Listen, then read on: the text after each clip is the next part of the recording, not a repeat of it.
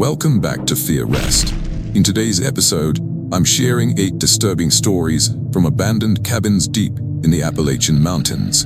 These are tales of people who ventured into forgotten hollows and crumbling homesteads, only to find something that should have stayed buried. Make sure to hit that like and subscribe button and let me know where you're watching from in the comments. Story 1. The cabin sat about 4 miles off Route 19, down a logging road that hadn't been maintained in maybe 15 years. I inherited it from my uncle Dennis when he passed in October of 2019. Or maybe it was late September. I remember the leaves were just starting to turn, that kind of burnt orange that makes the whole mountainside look like it's smoldering. Dennis had lived alone up there for 30 years, and I'd only visited twice as a kid. My mom said he liked his privacy. Looking back, I think she meant something else, but she never explained what. The lawyer who handled the estate told me the property was mine free and clear, about 40 acres of steep wooded hillside in the Blue Ridge. I was between jobs at the time, staying with my girlfriend Emma in Asheville, and I thought maybe I could fix the place up, flip it. Real estate up there was starting to get valuable, even the rough properties. Emma said she'd come with me to check it out. She worked night shifts at a hospital, so we planned to drive up on a Thursday morning when she had 2 days off. We left around 9 a.m., stopped for coffee at a place near the highway. I remember Emma got an iced latte even though it was probably 40 degrees outside. She always did that. The roads got narrower as we climbed, paved turning to gravel turning to just packed dirt with deep ruts. My Honda scraped bottom twice before we even found the turnoff. The logging road was worse. Branches scraped both sides of the car, and I had to stop 3 times to move fallen limbs out of the way. When we finally pulled up to the cabin, Emma turned to me and said, "Your uncle lived here, like full time." I couldn't blame her reaction. The place looked like it was melting into the ground. The roof sagged in the middle, and moss covered the north-facing walls so thick you could barely see the wood underneath. 2 of the front windows were broken, and something had built a nest in the eaves, some kind of bird maybe, though the nest looked too big. The porch steps were rotted through on one side, but the door was new. That's what struck me as strange. Everything else was falling apart, but the front door looked like it had been replaced recently. Heavy wood, the kind you'd use for an exterior door in winter country, with a deadbolt that was still shiny. I tried the key the lawyer had given me, and it turned smooth as anything. Inside smelled like dust and something else, something sharp and organic, not rot exactly, more like earth, like when you dig deep enough to hit clay. The main room was maybe 20 feet square, with a kitchenette along one wall and a wood stove in the corner. My uncle's furniture was still there, a ratty couch and a table with 2 chairs, but everything was arranged facing the back wall, not the stove, not the windows. The back wall, which was just blank logs chinked with concrete. Emma started opening cabinets in the kitchen. "There's still food here," she called out. "Canned stuff mostly. God, some of these are from the 80s. I walked over to the back wall, not sure what I was looking for. The floorboards creaked under my feet, but they felt solid enough. I noticed scratches in the wood near the bottom of the wall, long parallel gouges like something had been dragging its nails across the surface. "Did your uncle have a dog?" Emma asked. She was standing next to me now, looking at the same marks. "I don't think so," I said. "He never mentioned one." There were 2 other rooms, both small.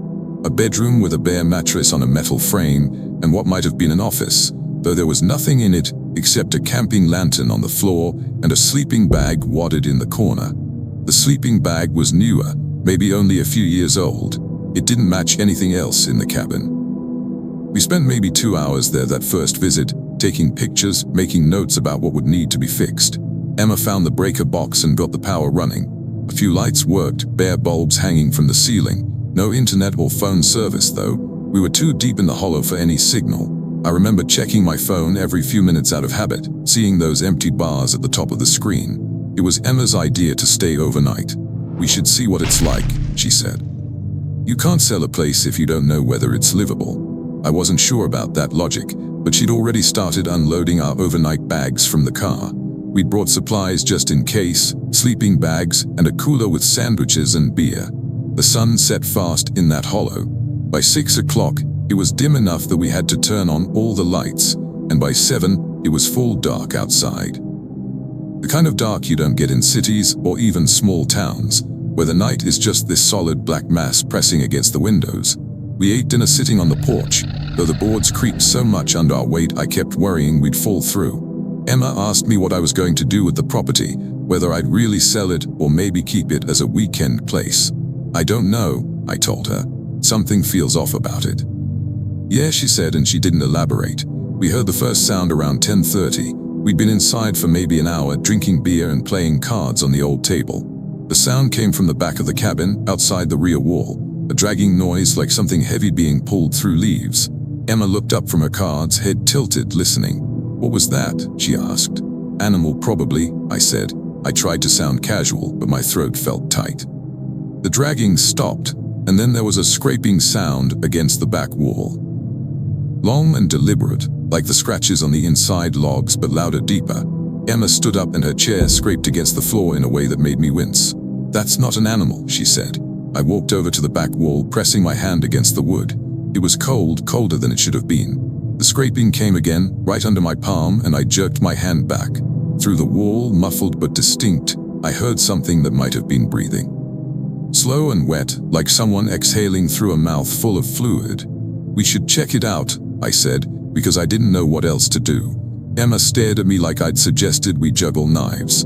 I mean, with a flashlight, from the porch, we don't have to go into the woods. We went out the front door, and the cold hit me immediately. The temperature had dropped at least 20 degrees since sunset. I had a flashlight on my keychain, one of those small lead things that's bright, but only in a narrow beam. We walked around the side of the cabin, and I kept the light pointed at the ground because I was worried about stepping in a hole or tripping over a root.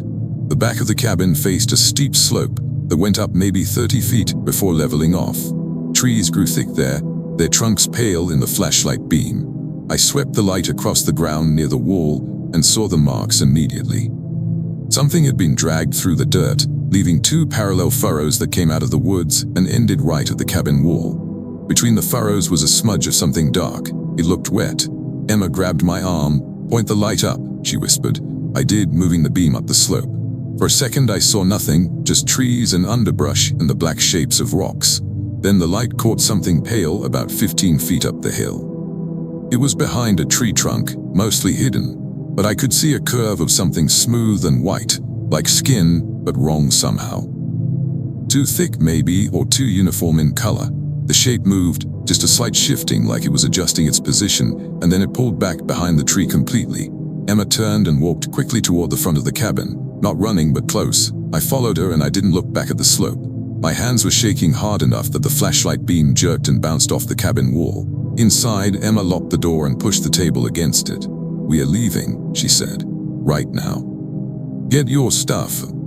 It's probably just, I started, but she cut me off. No rationalizing, we're leaving. I wanted to argue, but I also wanted to leave, so I kept my mouth shut and grabbed my bag. Emma already had hers slung over her shoulder. I reached for the door, and that's when we heard the sound from the bedroom. A slow creaking, like weight settling on old floorboards. Then a dragging sound, soft and continuous, moving from the bedroom toward the main room. The bedroom door was closed. I was sure it had been open earlier, almost positive, but now it was shut tight. The dragging sound stopped right on the other side of that door. In the silence, I could hear that breathing again, wet and slow, just on the other side of the wood. Emma grabbed my arm and pointed to the window next to the front door. It was small, but we could fit through it. She went first, knocking out the remaining shards of glass with her jacket sleeve, then squeezing through and dropping to the porch outside. I handed her our bags and then climbed through myself. My shirt caught on a piece of glass and tore, and I felt a sharp sting across my ribs, but I didn't stop to check it. We ran to the car. I was fumbling with my keys, hands still shaking, and behind us I heard the front door open. Not violently, just a slow creak of hinges and then nothing. I didn't turn around. I got the car started and reversed down that logging road faster than I should have, branches screeching against the windows, the undercarriage grinding over rocks. It wasn't until we hit the main road that Emma spoke. What was that? She asked. Her voice sounded thin. I don't know, I said, and that was the truth. We drove back to Asheville and didn't talk about it for 3 days. When we finally did, Emma asked me what I was going to do about the property. I told her I'd let it sit for a while, maybe hire someone to clear it out and deal with the sale remotely. She nodded and said that was probably smart. I never went back. The property's still in my name, as far as I know. Sometimes I think about calling the county, asking them to just take it for back taxes or whatever. But then I'd have to explain why, and I'm not sure I could put it into words that make sense. About 2 weeks after we left, I was unpacking the bag I'd taken up there, and I found something in the outside pocket. A piece of paper, folded small and tight. I didn't remember putting it there. When I unfolded it, there was a pencil drawing on it, crude but clear enough. It showed a cabin with a stick figure standing at the back wall. Behind the wall, sketched in heavy dark lines, was another figure, taller. No detail on the face, just a blank oval. At the bottom, in handwriting I didn't recognize, were 4 words: "It hears you moving." I burned that piece of paper in my kitchen sink and never told Emma I found it. Story 2. My brother Caleb and I used to hunt ginseng in the mountains above Blairsville every fall. It was decent money if you knew where to look, and our grandfather had shown us some spots when we were kids, places up in the high hollows where the older roots grew thick and gnarled. Caleb was better at it than me, had an eye for the shape of the leaves, but I didn't mind. It was just good to be out there, away from everything. This was back in September 2021, I think. Or maybe early October. The weather was just starting to cool off, mornings coming in foggy and cold. Caleb had heard about an old logging camp deeper in the national forest, past where we usually went. He said someone at the co-op told him they'd seen good ginseng up that way years back, before the area got too overgrown to reach easily. We parked at a trailhead off Forest Road 42 and hiked in maybe 3 miles, following what used to be a road, but was mostly just grown over with saplings and briars now. The logging camp was smaller than I expected, just 2 cabins and a collapsed shed made of rusted tin. One cabin was missing its entire front wall, the inside full of rotted furniture and old tools. The other looked almost intact, the roof still solid, the door hanging at an angle but still attached. Caleb wanted to check inside that second cabin before we started looking for ginseng. Said maybe there was something worth taking, old bottles or tools we could sell. I told him that was technically stealing from the Forest Service, and he laughed and said they'd abandoned it decades ago, so it was basically fair game. I followed him anyway, because that's what I always did with Caleb. The door stuck when he pushed it, the bottom edge dragging across the floor. Inside was one big room with a fireplace against the far wall and 2 windows on each side. The glass was gone from all the windows, and leaves had blown in and piled up in the corners. There was a table in the center of the room, handmade from thick planks, and a metal bed frame shoved against one wall. The mattress was long gone, but the frame was solid, no rust. What caught my attention was the fireplace. Someone had stacked stones inside it, not like a normal fire would leave, but arranged deliberately. They formed a kind of low wall across the opening, each stone about the size of my fist, balanced carefully on top of each other. Behind the stone wall in the back of the fireplace, I could see what looked like bones. Small ones, bird maybe, arranged in a pattern I couldn't quite make sense of. "That's weird," Caleb said, crouching next to the fireplace. He reached for one of the stones and I told him not to touch it. I don't know why, it just felt like a bad idea. "It's just rocks," he said, but he pulled his hand back anyway. We poked around the cabin for another 10 minutes, finding nothing except some old canning jars and a rusted lantern. Caleb was disappointed. He'd been hoping for something valuable, I think, or at least interesting. On our way out, I noticed marks on the door frame. Deep gouges, parallel lines, 4 of them grouped together. They looked fresh, the exposed wood still pale. "Bear?" Caleb asked. "Maybe," I said, though they didn't look quite right for a bear. Too evenly spaced. We spent the rest of the afternoon hunting ginseng on the slope above the camp. Found a decent amount, enough to make the trip worth it.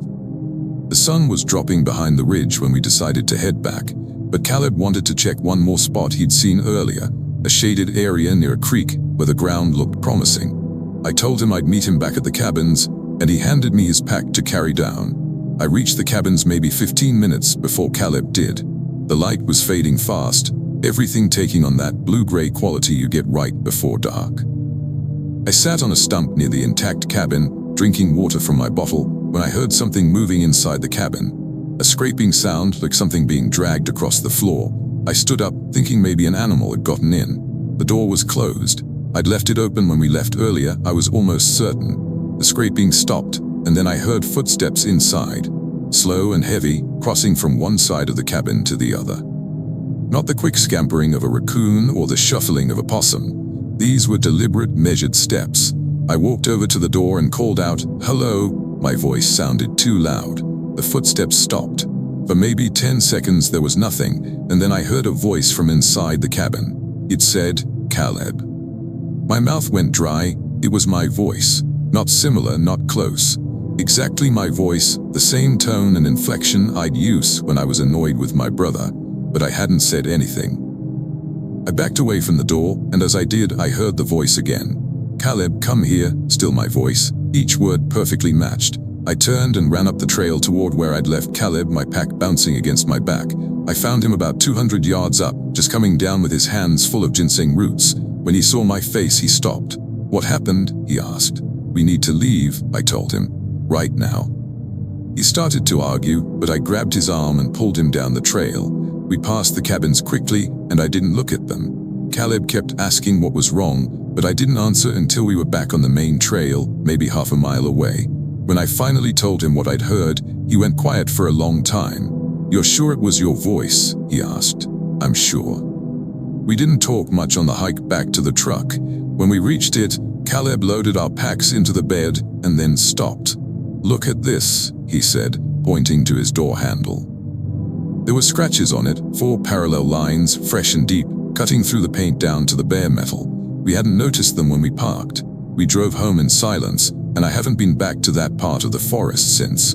Caleb wanted to go again the next year, said we'd found good ginseng up there, and it was stupid to let one weird thing scare us off. I told him he could go alone if he wanted. He never did. Story 3.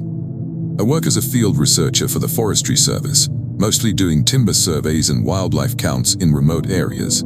It's good work, quiet, and I don't mind the solitude. In the spring of 2020, I was assigned to survey a tract of old-growth forest in the Nantahala, about 8,000 acres that hadn't been logged since the 30s. The area was remote enough that I'd need to camp out for 4 nights, working from a base point and hiking out each day to different sections. There was an old ranger station on the north edge of the tract, abandoned for maybe 20 years, but still standing. My supervisor said I could use it instead of camping if I wanted, save myself the trouble of setting up and breaking down a tent every day. I'd seen pictures of the place in the office, a small log structure with a tin roof and a covered porch. It looked solid enough. I drove out on a Monday morning, the first week of May. The road to the station was barely there anymore, just 2 dirt tracks with grass growing between them, branches scraping the sides of my truck. The station sat in a small clearing surrounded by old hemlocks, the kind that grow tall and straight with hardly any lower branches. The building itself looked better than I expected. The roof was intact, and the door was still on its hinges, though the padlock was broken. Inside was dusty but dry. One main room with a fireplace, a smaller back room that must have been for storage or sleeping, and a tiny bathroom that didn't work anymore. The furniture was gone except for a built-in wooden counter along one wall and some metal shelving. I swept out the main room, set up my sleeping bag on the floor, and arranged my gear on the counter. It felt fine. A little musty, but fine. The first 2 days were uneventful. I'd wake up at dawn, make coffee on my camp stove, and head out to my survey points. The work was straightforward, measuring tree diameters and marking GPS coordinates, watching for signs of disease or insect damage. By the time I got back to the station each evening, I was tired enough to eat dinner, write up my notes, and go to sleep without much thought. The 3rd night, I woke up to the sound of something scraping against the outside wall. I checked my watch, the kind with a glow-in-the-dark face. 2:47 a.m., the scraping moved along the wall from the front of the station toward the back, slow and continuous, like someone dragging a stick across the logs. I sat up in my sleeping bag and listened. When the scraping reached the back corner, it stopped. I waited maybe 5 minutes, and then I heard footsteps on the porch. Not heavy, not trying to be quiet either, just someone walking normally across the old boards. The steps stopped at the front door. I could see the door from where I was lying, could see the gap at the bottom where the wood didn't quite meet the floor. In that gap I saw shadows shift. Something was standing right outside. I reached for my flashlight and turned it on, pointing it at the door. The shadows pulled back immediately, and I heard the footsteps retreat across the porch and down the steps. Then nothing. I didn't sleep the rest of that night. I sat with my back against the wall and my flashlight in my hand, listening. Around 5 a.m., when the sky started to lighten, I finally dozed off for maybe an hour. When I went outside the next morning, I found a line of small stones arranged across the porch steps. They hadn't been there the day before. Each stone was smooth and round, about the size of a golf ball, and they were spaced exactly evenly, maybe 6 inches apart. There were 11 of them, forming a line from one side of the steps to the other. I took a picture with my phone, and then I moved the stones off to the side. I'm not sure why. It felt important to disrupt whatever pattern they formed. That day's survey work took me about 3 miles from the station, up a ridge to the east. I was marking a plot when I found something strange. A tree, maybe 60 years old, had symbols carved into the bark. Not initials or hearts like you sometimes see, but geometric shapes, triangles and spirals, carved deep and old enough that the bark had started to heal over them. The symbols ran in a vertical line from about waist height to just above my head. I'd never seen anything like it in all my years doing this work. I took pictures and made notes, but I didn't mention it in my official report. I still don't know why I left it out. It just felt like something I shouldn't document. When I got back to the station that evening, the stones on the porch were back, arranged in the same line, same spacing, right across the steps where I'd found them that morning. I'd moved them at least 10 feet away. I know I did. I stood there staring at them for a long time, trying to decide what to do. The smart thing would have been to pack up and leave, finish my survey from a campsite somewhere else. But I only had one more day of work, and part of me felt like leaving would be admitting something I wasn't ready to admit. I moved the stones again, this time throwing them into the woods as far as I could. Then I went inside, locked the door, and wedged a chair under the handle. I tried to stay awake that night, but exhaustion caught up with me. I fell asleep sitting against the wall, my flashlight in my lap. I woke up to the sound of someone knocking on the door. Not pounding, just a steady knock knock knock, patient and rhythmic. I checked my watch. 3:15 a.m. the knocking stopped, and I heard a voice outside. A woman's voice, soft and pleasant, asking if anyone was home. She said she was lost and needed help. Could someone please open the door? The voice sounded wrong though. Too even, no breathlessness or panic or any of the things you'd expect from someone actually lost in the woods at night. I didn't answer. The voice kept talking, saying the same things in slightly different ways. Please, I'm lost, I need help. Is anyone there? After maybe 10 minutes it stopped. I heard footsteps circling the station, moving around the outside wall. They stopped at each window, paused there for a few seconds, then continued. When they reached the back room, I heard the scraping sound again, this time against the back door. I'd forgotten there was a back door. It was in the storage room, and I'd shoved some equipment against it without thinking. The scraping got louder, and then I heard the door handle rattle. I stood up, grabbed my pack and my keys, and went to the front door. I wasn't going to wait to see if that back door held. I unlocked the front door as quietly as I could, pulled it open, and ran for my truck. The stones were back, on the porch steps. I nearly tripped over them. I got in my truck and started it, and in the headlights I saw something standing at the edge of the clearing. It was tall and pale, and its arms hung too long at its sides. Its head tilted when the light hit it, tilted in a way that made my stomach turn over, and then it stepped behind a tree. I reversed out of there without looking back, branches scraping the truck, the rear end fishtailing on the dirt road. I didn't stop until I reached the paved highway. I filed my report 2 days later and told my supervisor I'd completed the survey. I didn't mention the last night, didn't mention the stones or the voice or what I'd seen in the headlights. He asked me how the old station was, whether it was still usable. I told him the roof was good, but the doors didn't lock properly anymore. He said they'd probably just let it rot then, not worth the money to fix it up. I don't know if anyone's been back there since. Sometimes I think about those stones and whether they're still arranged on those porch steps, waiting for someone else to find them. I hope no one does. Story 4. My girlfriend Paige inherited a cabin from her grandmother in the summer of 2022. The old woman had owned it for 40 years, but hadn't visited in at least a decade, maybe longer. Paige had only seen it once as a child and barely remembered it.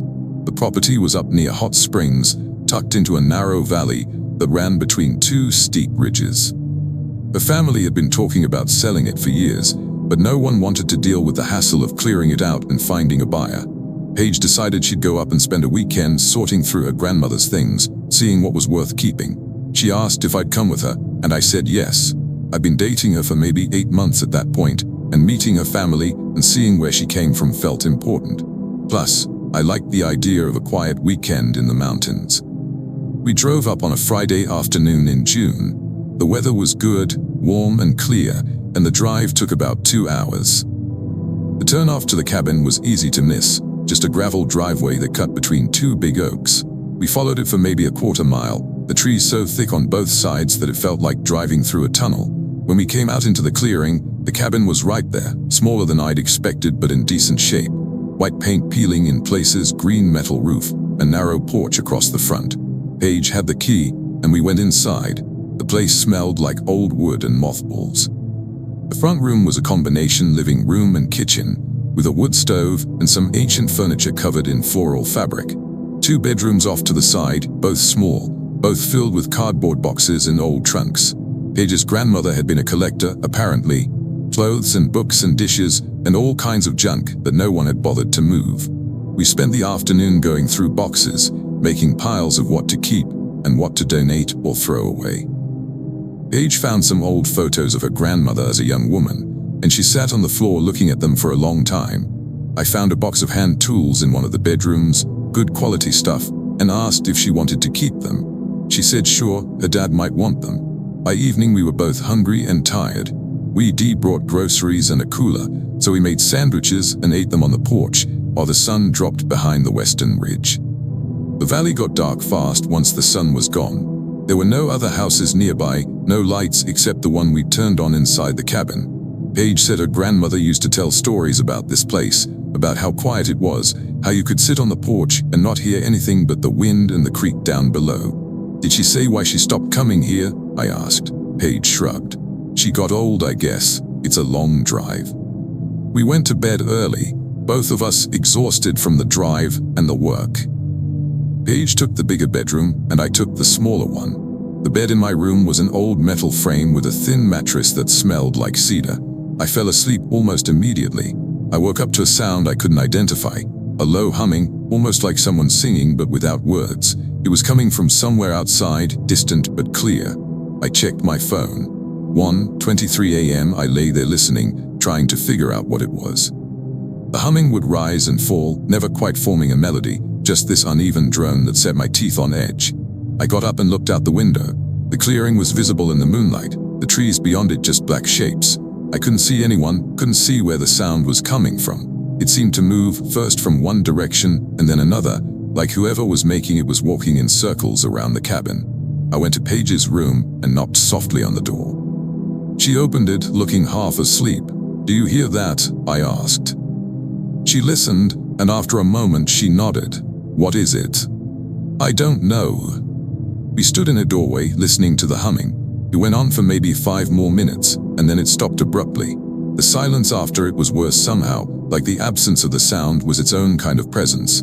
Paige said we should go back to bed, try to ignore it, but I could tell she was rattled. I didn't sleep after that. I lay on the bed staring at the ceiling, listening to every creak and rustle. Around 3 a.m., I heard footsteps on the porch. Slow and deliberate, crossing from one side to the other and then back again. I got up and went to the front room, moving quietly. The front door was locked, the deadbolt engaged. I looked out the window beside the door and saw nothing. The footsteps stopped, and then I heard a different sound, scratching. It started at the front door and then moved to the window, right where I was standing. I stepped back quickly, and through the glass I saw something move past. Just a glimpse, a pale shape taller than me, arms hanging low. It moved out of view, and the scratching continued along the side of the cabin. I went back to Paige's room and woke her up. "We need to leave," I said, "right now." She didn't argue. We threw our things into our bags, not bothering to fold anything or pack carefully. The scratching had stopped by then, but I could feel something wrong in the air, a tension that made it hard to breathe. We went to the front door, and I unlocked it as quietly as I could. Paige went first, and I followed her, pulling the door shut behind us. The car was parked maybe 20 feet from the porch. We were halfway there when I heard the humming again, coming from the trees to our left. It was louder now, closer, and I could hear something else underneath it. A wet, clicking sound, like someone chewing with their mouth open. We got in the car and I started it, and the headlights lit up the clearing. Standing at the edge of the trees, maybe 30 feet away, was something I couldn't quite process. It was tall, taller than any person, with arms that reached almost to the ground. Its skin, if you could call it that, was pale and smooth, and its head was too narrow, like someone had taken a human skull and stretched it vertically. It didn't have eyes that I could see, just smooth skin where eyes should have been. But it turned its head toward us when the headlights hit it, turned with a fluid motion that made me think of a snake. I reversed out of there so fast I nearly hit a tree. Paige was silent the whole way back to the main road, her hands gripping the dashboard. When we finally hit the highway, she started crying. We didn't talk about it that night. We drove straight to her apartment in Asheville and sat in the living room with all the lights on until the sun came up. Later that week, Paige called a realtor and listed the property as is. She didn't go back to clear it out, didn't even go back to lock the door we'd left open. She sold it to the first buyer who made an offer, took a loss on it, and never mentioned her grandmother's cabin again. I don't know what was out there. I don't want to know.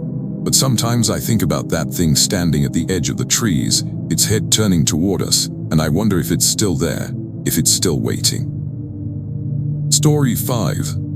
I used to do maintenance work for a property management company that handled vacation rentals all over western North Carolina. Most of the properties were nice, well-kept places that just needed routine stuff between guests. But every once in a while I'd get sent to one of the older cabins, the ones that hadn't been updated in decades, to fix a leaky roof or replace a water heater. The pay was the same either way, so I didn't complain.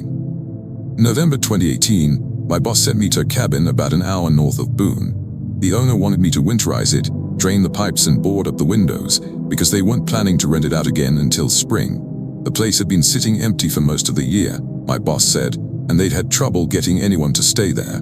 Something about bad reviews, people complaining about weird noises and broken locks. He said the owner thought it just needed some work to fix the problems. I drove up on a Wednesday morning. It was cold, probably in the 30s, and the sky was low and gray like it might snow.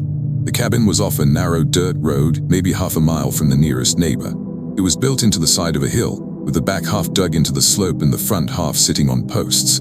Not uncommon for mountain cabins, but it always made them feel unstable to me, like they might slide down the hill in heavy rain. The front door was unlocked.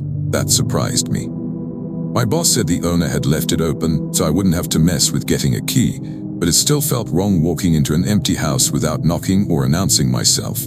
Inside was cold, colder than it should have been. The heat was off, which I expected, but the air felt damp and still in a way that made me uncomfortable. The layout was simple. One big main room with a kitchen along one wall, 2 small bedrooms, and a bathroom. The furniture was old but not falling apart, and everything was clean except for a layer of dust on the tables and counters. I started in the bathroom, shutting off the water and draining the pipes. The toilet tank was full of rust-colored water, and when I flushed it, the sound echoed in a way that felt too loud. I moved to the kitchen next, disconnecting the water lines under the sink. That's when I noticed the scratches. They were on the inside of the cabinet doors, deep gouges that ran vertically, like something had been clawing to get out. I crouched down and looked closer, running my hand over the marks. They were fresh, or at least recent. The exposed wood underneath was still pale. I stood up and checked the other cabinets. Same thing. Every door had scratches on the inside, some worse than others. One cabinet had scratches so deep the wood was splintered, and I could see light coming through from the other side. I walked into the first bedroom and stopped in the doorway. The walls were covered in scratches. Not random, not scattered, but deliberate lines running from floor to ceiling, clustered so thick in some places that the wallpaper was shredded. I'd seen animal damage before, raccoons or squirrels getting into walls, but this didn't look like that. The lines were too uniform, too purposeful. The second bedroom was worse. The scratches there formed patterns, almost like writing, but not in any language I recognized. Symbols maybe, or just random marks that my brain wanted to turn into meaning. The mattress on the bed was torn open, the stuffing pulled out and scattered across the floor. In the center of the mattress, someone had arranged the stuffing into a rough shape. It took me a minute to realize what it was supposed to be. A person, arms and legs spread out, a round lump for a head. I walked back to the main room and called my boss. Told him I wasn't comfortable finishing the job, that someone had trashed the place and he should call the owner. He asked what I meant, and I described the scratches and the bedroom. He went quiet for a few seconds, and then he said he'd call me back. I went outside to wait, standing by my truck in the cold. The woods around the cabin were quiet, no birds or wind, just that heavy stillness you get before snow. I kept looking at the windows, expecting to see movement inside, but there was nothing. My boss called back maybe 10 minutes later. He said he'd talked to the owner, and the owner insisted I finish the job. Said the scratches were from a previous guest who'd had some kind of mental breakdown, and they'd already filed a police report. The owner wanted the place winterized anyway so they could deal with repairs in the spring. I didn't want to go back inside, but I needed the money. I told my boss I'd finish, but I was charging extra, and he agreed. I went back in and worked as fast as I could. I drained the rest of the pipes, covered the vents, and started boarding up the windows. I'd brought plywood and screws, and I worked from the outside, standing on a ladder. When I got to the back of the cabin, the side that was dug into the hill, I noticed something I'd missed before. There was a small window at ground level, almost hidden by overgrown weeds. It was the kind of window you'd have in a basement, except this cabin didn't have a basement. I crouched down and looked through the glass. The room beyond was dark, but I could make out shapes, not furniture, something else. I couldn't tell what. I almost left it, almost said forget it and walked away. But I told my boss I'd finished the job and I was already there. I found a flashlight in my truck and went back inside. In the second bedroom, the one with the symbols on the wall, I noticed a door I hadn't seen before. It was small, maybe 4 feet tall, built into the corner where the back wall met the side wall. It blended in with the paneling so well I'd missed it the first time. I opened the door. Behind it was a narrow staircase leading down into darkness. The steps were rough, just bare wood with no railing. I turned on my flashlight and shone it down. The stairs went down maybe 10 feet and ended at another door. I went down. I don't know why. Every part of me was screaming to leave, but I went down anyway. The air got colder as I descended, and I could smell earth, damp and heavy. At the bottom, I reached for the door handle. It was locked from my side, a simple sliding bolt. But there were scratches on this side of the door too, deep and frantic, clustered around the handle like something had been trying desperately to reach it. I heard a sound from the other side of the door, a low scraping, like something dragging across the floor. Then a voice, muffled but clear, it said my name. Not a name I'd given anyone at the cabin, not a name my boss would have mentioned. My full name, the one on my driver's license. I backed up the stairs so fast I tripped and caught myself on the wall. I went straight out the front door, got in my truck and left. I didn't board up the rest of the windows. I didn't call my boss. I just drove. He called me the next day, angry, asking why I hadn't finished. I told him what I'd found, the hidden door and the voice. He said I was being ridiculous, that I'd probably heard wind or an animal. I told him I wasn't going back, and he could dock my pay if he wanted. He did, but I didn't care. A few weeks later, I ran into a guy who'd done work for the same property management company. I asked him if he'd ever been sent to that cabin. He said no, but he'd heard about it. Said the company had trouble keeping contractors because no one wanted to work there.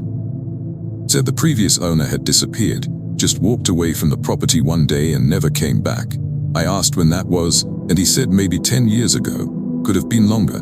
I think about that voice sometimes, saying my name. I think about the scratches on the inside of the cabinets and the bedroom door, and I wonder what they were trying to get away from, or what they were trying to keep locked up. I don't take jobs in remote cabins anymore. I tell my boss I'm too busy, or that it's too far to drive. He doesn't push it. I think he knows. Story 6.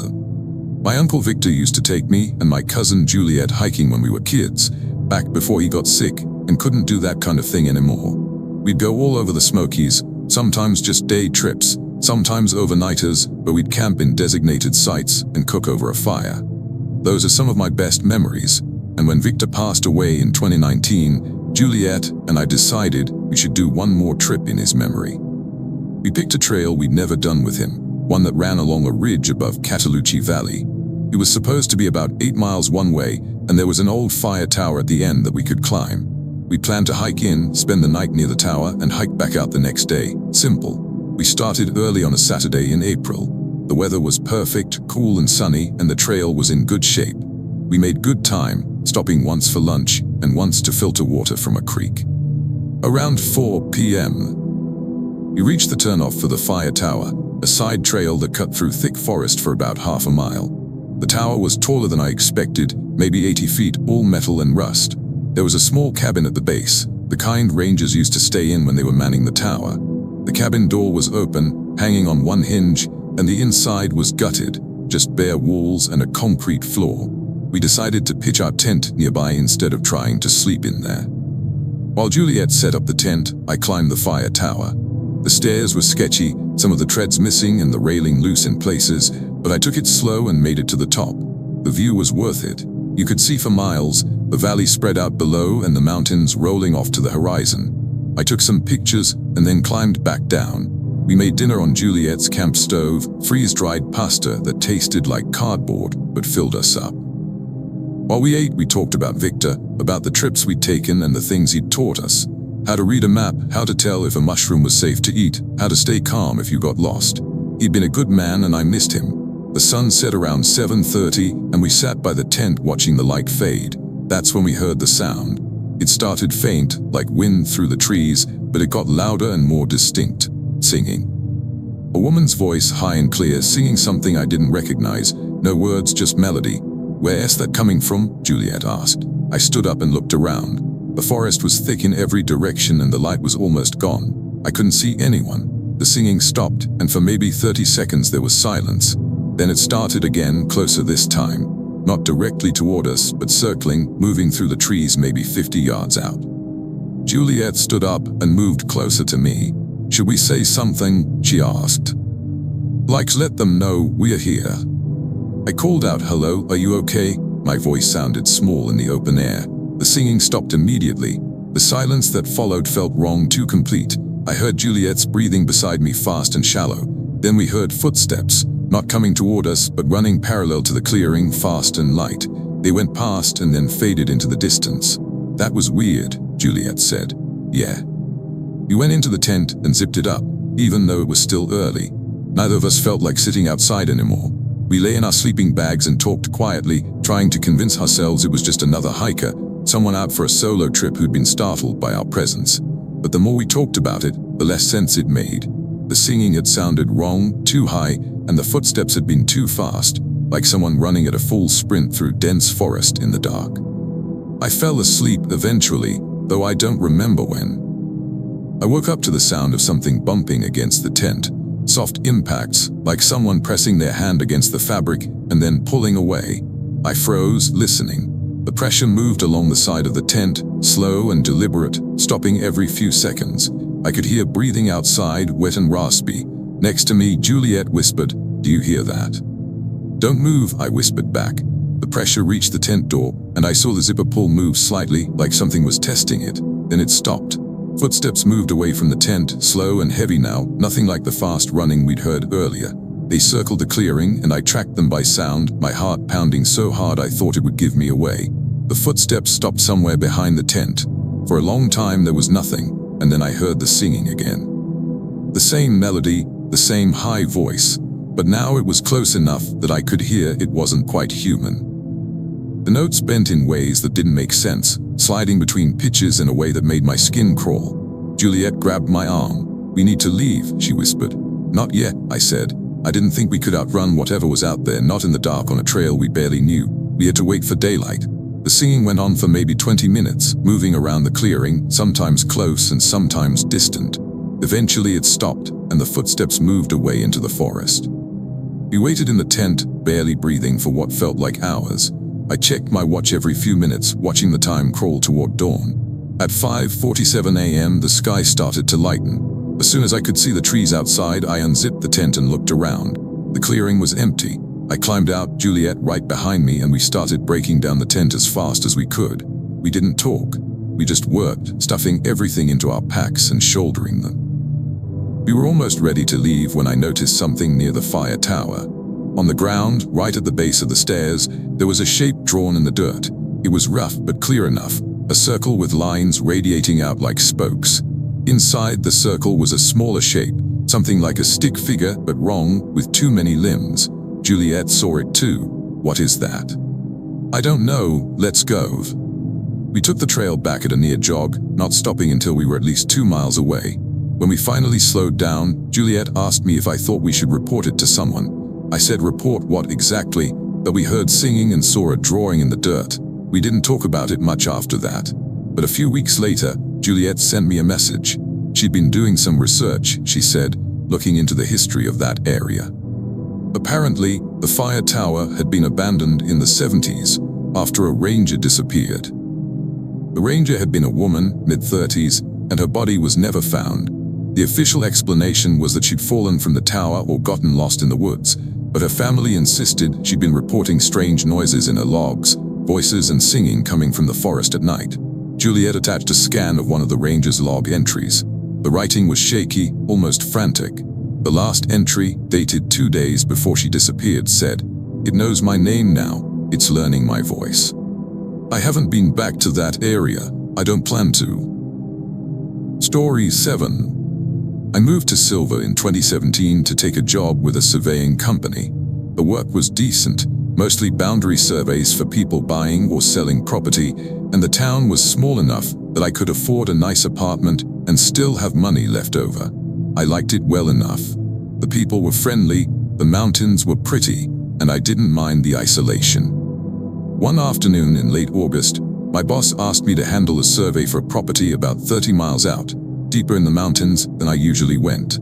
The owner was an older woman who'd inherited the land from her father and wanted to sell it, but the original survey markers were from the 1940s, and no one was sure if they were still accurate. My job was to find the markers, take GPS readings, and confirm the boundaries matched the deed. The property was remote, accessible only by a Forest Service road that turned to dirt after the first mile. I drove out on a Thursday morning, my equipment loaded in the back of my truck. The road got rougher as I climbed, rocks and ruts that made me worry about my suspension. After about 40 minutes, I reached the coordinates the owner had given me and parked. The property was heavily forested, the trees so thick that even in full daylight the ground was dim. I could see the remnants of an old cabin maybe 100 yards in, just a stone chimney and some rotting logs where the walls used to be. No other signs of habitation, no cleared land or roads. Just trees and underbrush. I spent the morning walking the perimeter, using my GPS to mark approximate corners and looking for the old survey markers. I found 2 of them, rusted iron posts sunk deep into the ground, and I flagged them with bright tape. The 3rd marker should have been on the north side of the property, but when I got to the coordinates there was nothing. I spent an hour searching, widening my circle, checking and rechecking my GPS. Finally, I found it. It was about 20 feet off from where the deed said it should be, lying on its side in a shallow depression. That's when I noticed the smell. It was faint at first, just a hint of something sour and organic, but as I moved closer to the depression it got stronger. I thought maybe a deer had died nearby or something similar. I crouched down to examine the marker, and that's when I saw the opening. It was small, maybe 3 feet across, hidden by roots and leaves. The depression wasn't natural, it was the collapsed roof of something underground. A cellar, maybe, or storage pit. The smell was coming from inside, strong enough now that I had to breathe through my mouth. I pulled out my flashlight and shone it into the opening. The space below was larger than I expected, a rough chamber dug into the earth and lined with flat stones. The walls were streaked with something dark, and the floor was covered in what looked like fabric, old and rotted.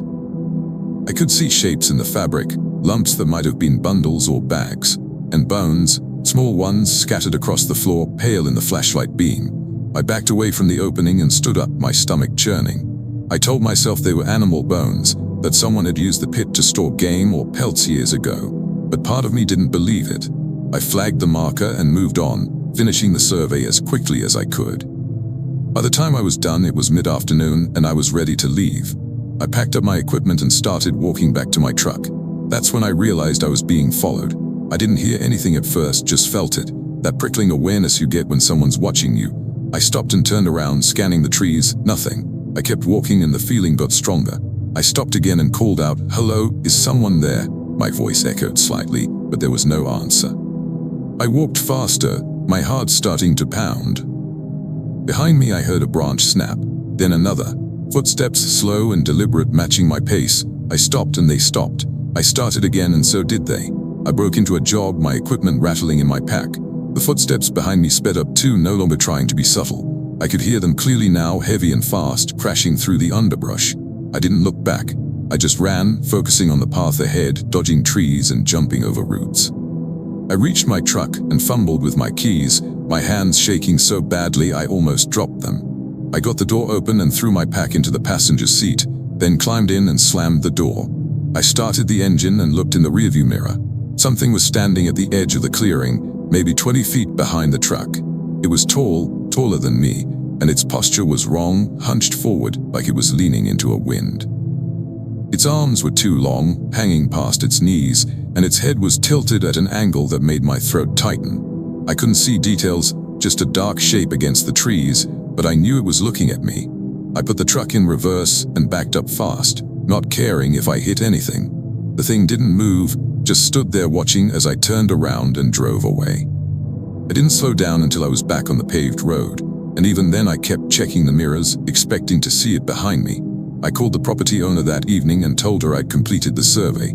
She asked if I'd had any trouble, and I said no, everything was fine.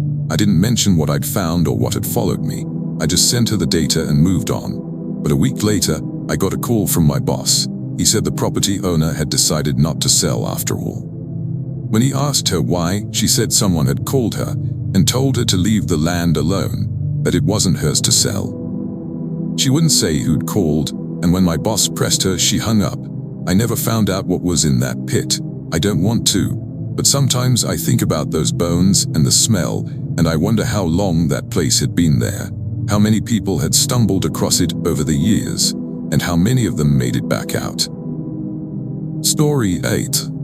My friend Ria bought a cabin sight unseen in the spring of 2021. It was one of those pandemic decisions, she said, when everyone was stuck at home and dreaming about escaping to the wilderness. She'd found the listing online, a small place in the Pisgah Forest listed as a fix-upper with character.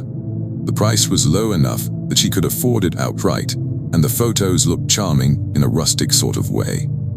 She closed on it in June and asked if I'd drive up with her to see it in person. I'd known Ria since college, and I owed her a few favors, so I said yes. We loaded up her car with cleaning supplies and basic tools and drove out on a Saturday morning. The cabin was about 90 minutes from Asheville, down a series of increasingly rough roads that made me glad we'd taken her SUV and not my sedan. The final approach was a steep driveway that switchbacked up a hillside, the gravel so loose that the tires spun before catching. The cabin was at the top of the hill, surrounded by dense forest on 3 sides and overlooking a narrow valley. It was small, maybe 600 square feet, with a covered porch and a metal roof that was streaked with rust. The photos online had been taken from flattering angles because in person the place looked rough. Peeling paint, sagging porch, windows so dirty you couldn't see through them. "It's got character," Ria said, trying to sound optimistic. "It's got something," I replied. Inside was better than I expected. The main room had hardwood floors that just needed refinishing, and the wood stove in the corner looked functional. There was a tiny kitchenette with a sink and a 2-burner stove, a bathroom that smelled like mildew, and a sleeping loft accessible by a ladder. The previous owner had left some furniture, a table and 2 chairs, a sagging couch, and a metal bed frame in the loft. We spent the day cleaning, sweeping out dust and dead bugs, scrubbing surfaces, and airing out the musty smell. By evening we were both exhausted but satisfied. The place looked better, at least enough that Ria felt good about her purchase. We cooked dinner on the stove, pasta with jarred sauce, and ate on the porch watching the sun set. "Thanks for coming with me," Ria said. "I know it's not exactly glamorous." "It's not bad," I said, and I meant it. The view was nice, and the silence was a welcome change from the city. We decided to spend the night since Ria wanted to get a feel for the place. She took the loft, and I unrolled my sleeping bag on the couch downstairs. We turned off the lights around 10 and settled in. I woke up to the sound of scratching. It was coming from the wall behind the couch, a slow, rhythmic scraping like nails on wood.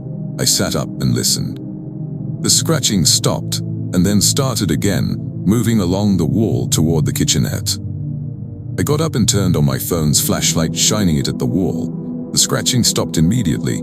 "Probably a mouse," I muttered, though it had sounded too loud for that. I lay back down and tried to ignore it. A few minutes later it started again, this time on the opposite wall. I got up and banged on the wall with my fist. "Get out of there," I said, louder than I needed to. The scratching stopped, and I heard Ria's voice from the loft. "What's going on?" "I think there's something in the walls," I said. "Great," she said. "Add that to the list of things to fix." I went back to the couch, but I didn't sleep. The scratching came back every few minutes, moving around the room, always just out of sight. Around 2 a.m. I heard a different sound. Footsteps on the porch, slow and deliberate.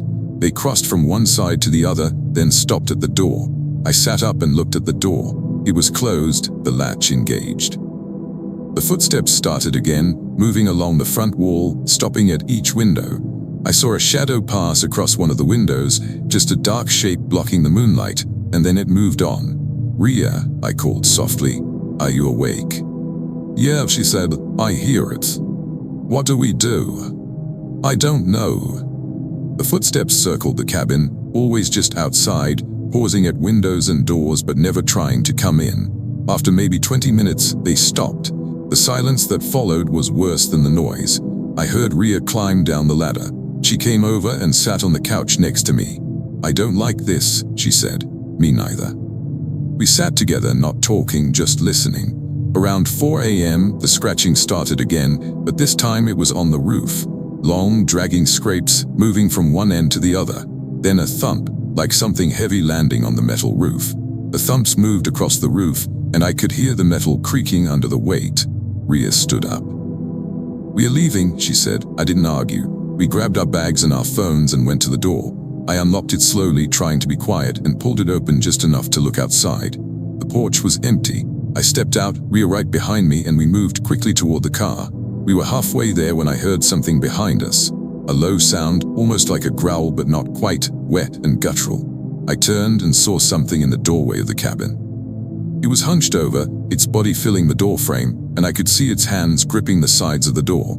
The fingers were too long, the joints bending in ways that didn't make sense. "Get in the car," Rhea said, her voice shaking. We ran the rest of the way and got in, slamming the doors.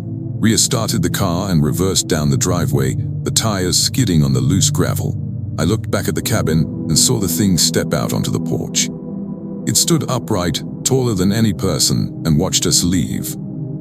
Its head turned slowly, tracking the car, and even in the darkness I could see the pale gleam of its skin. We drove straight back to Asheville and didn't stop until we were at Rhea's apartment. She called a realtor the next week and put the cabin back on the market. It took almost a year to sell, and she lost money on it, but she didn't care. A month after we left, Rhea got a package in the mail. No return address, just her name and her Asheville address written in careful block letters. Inside was a photograph, printed on glossy paper. It showed the cabin from the front, taken at night. In the doorway, barely visible in the shadows, was a shape, tall and hunched, with long arms hanging at its sides. On the back of the photo, someone had written in the same block letters, "You shouldn't have left the door open." Rhea burned the photograph in her kitchen sink. She never talked about the cabin again, and I didn't bring it up. But sometimes, late at night, I think about that thing standing in the doorway, and I wonder if it's still there, still waiting for someone else to come visit. Thanks for watching. If you enjoyed these stories, hit that like button and subscribe for more. Let me know in the comments which story unsettled you most, and share this with your friends who love a good scare. Until next time, stay safe out there.